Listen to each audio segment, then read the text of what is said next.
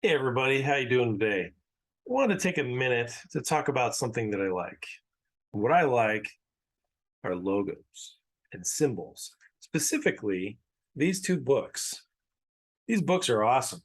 Took me a while to track them down. I've heard about them, seen them many years ago, but spent some time tracking them down. Finally found them on eBay. But they are a collection of some of the most amazing, simple, basic, and powerful logo symbols and shapes. Now, what's really cool to me is that the collection is made from a variety of sources, but it's simplified into these black and white designs. When I was in school learning about design, I was always told that for a symbol to really work, it needed to work in black and white. Of course, back then in the olden times, they'd talk about, well, it needs to work on a fax machine or a copy machine.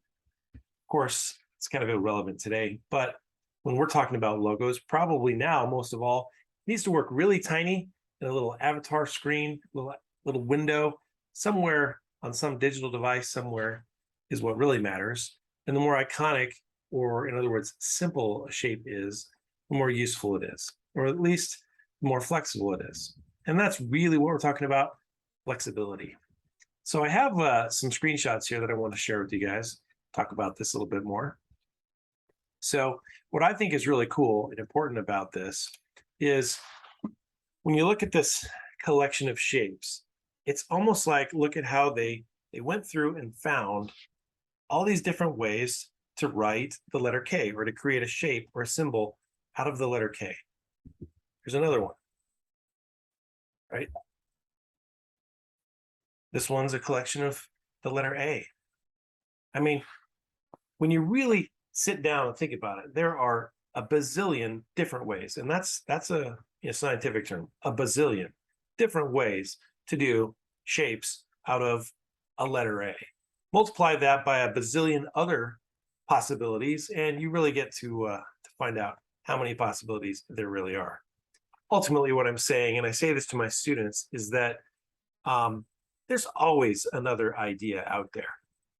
Sometimes I think we're lazy, where we just think, oh, I'm going to take the first idea and I'm just going to go with it. But have you ever sat down and tried to come up with this level of variety of shapes and symbols when working on something?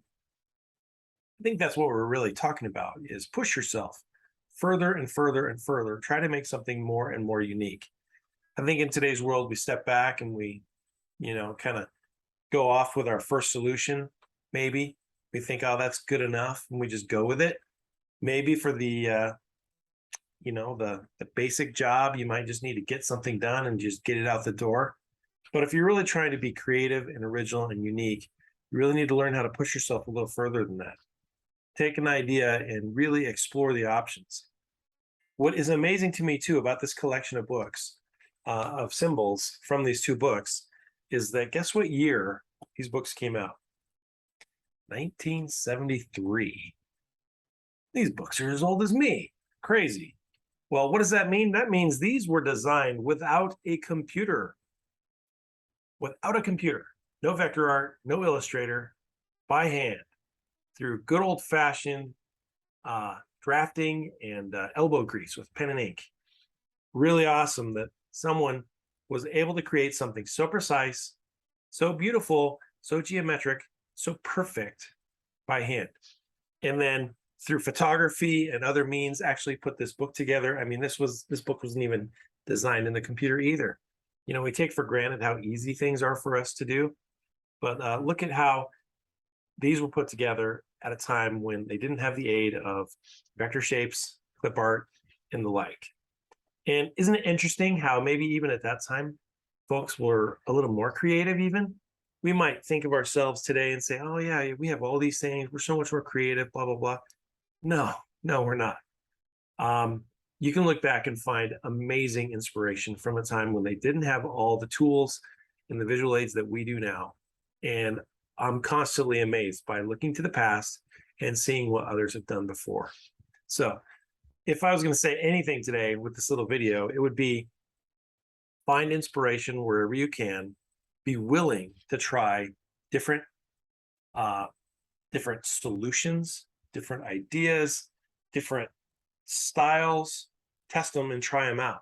Don't just settle on your first idea and assume you're a genius, because you're not. Spoiler alert, you're not a genius. Nobody is. We're just trying to get our design on, figure out how to do it our way. But look at books like this for inspiration. I never fail to look at this and find something cool and interesting. And I'm really glad that Mr. Yasaburo Kuwayama put these together. All right. So that's my short little video today. Just wanted to say I love these books. I love these ideas, love these symbols. Really exciting and fun to design and make different shapes and symbols like this. So try it out. If you're ever hitting a roadblock or a creative block, looking at different ideas like this might be a way to kind of shake something loose. But never just settle on your first idea. Keep pushing until you find the right one. And when you run out of time, you found the right one. All right. See you there, everybody. Take care.